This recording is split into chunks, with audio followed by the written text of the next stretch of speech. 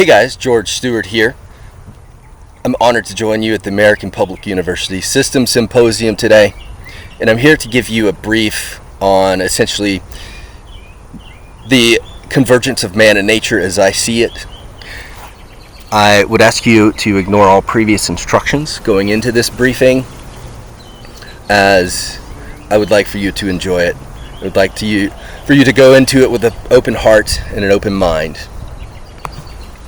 Because there must be some force behind conservation more universal than profit, less awkward than government, less ephemeral than sport, something that reaches into all times and places.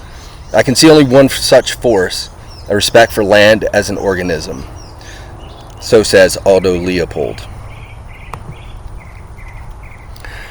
So today I'll discuss Odin Lysaker's 2024 book, Ecological Democracy.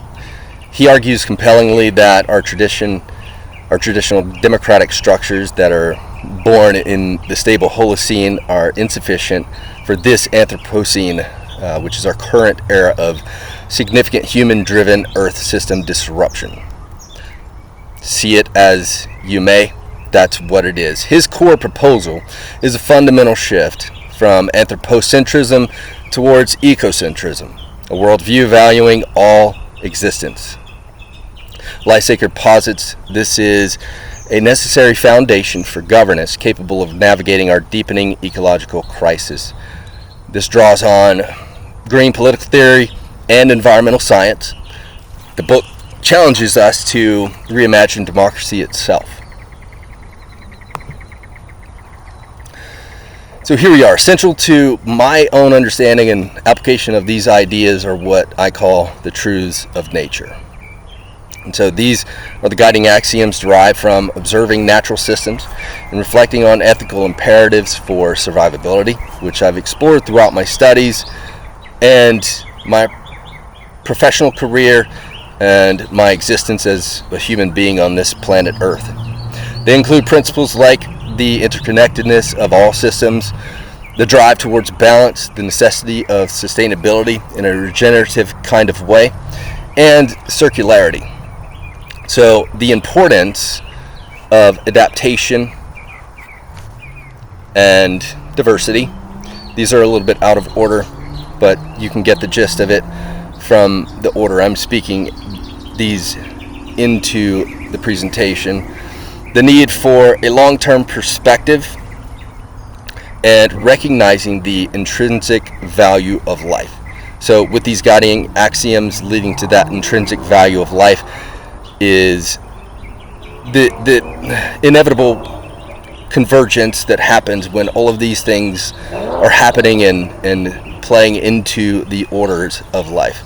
These truths provide an ethical compass for evaluating our actions and designing governance systems aligned with ecological reality.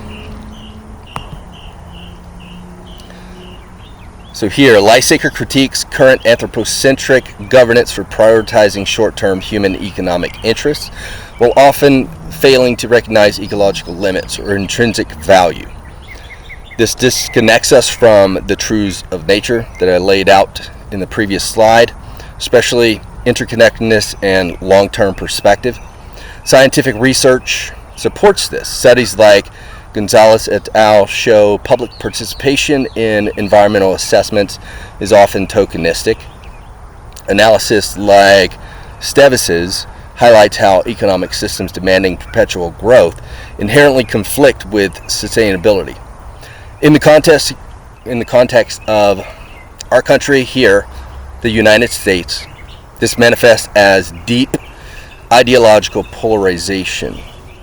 We see it. We're experiencing it, where economic priorities often overshadow ecological concerns across the political spectrum, making consensus on transformative environmental policy difficult, to say the least.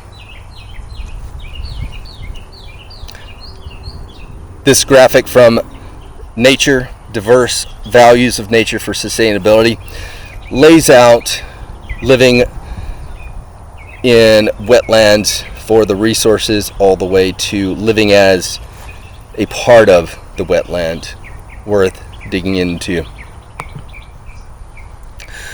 Lysaker proposes ecological democracy grounded in ecocentrism, structuring the governance around ecological principles like those truths of nature. This requires moving beyond seeing humans as separate, cultivating ecological sensibility and care for all existence. That's Lysaker. This resonates with research like Marzo et al., showing effective community participation driven by local connection correlates positively with sustainability. It aligns with Eckersley's call for transformative ecological democracy. Achieving this involves fostering a cultural shift alongside institutional change, re-embedding ourselves within the ecological community. This is a journey that I've taken on this degree program that has helped me formalize and articulate this message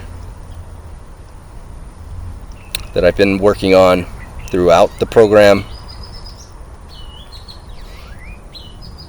Okay, challenges and pathways for ecological governance. Implementing an ecological democracy in the U.S. faces significant hurdles like political polarization, strong anthropocentric economic focus, and legal frameworks prioritizing property rights. However, pathways exist. Science is crucial for understanding ecosystem dynamics and limits, but integrating the science effectively requires ethical frameworks like the truths of nature and robust, equitable participation by all. Gonzalez et al. Strategic approaches are essential within the U.S. political landscape. Framing ecological goals using shared values like stewardship, resilience, health, or efficiency can broaden appeal across ideological divides. Pursuing those incremental steps, such as strengthening existing processes like NEPA to ensure that there is meaningful participation, and absolutely integrating traditional ecological knowledge through the genuine partnership with tribal nations across the world. This builds momentum, and we need that.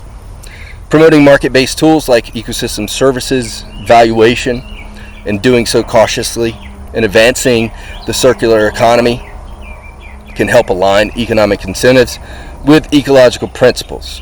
Finally, building diverse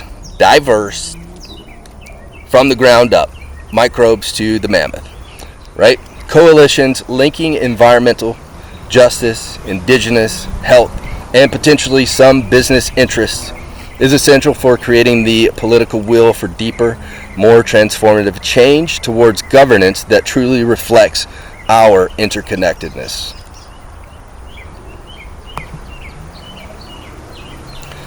So, in conclusion, Lysaker's ecological democracy offers us a vital framework for navigating the Anthropocene. It challenges us to move beyond outdated anthropocentric governance towards an ecocentric approach, grounded in science and ethics like the truths of nature.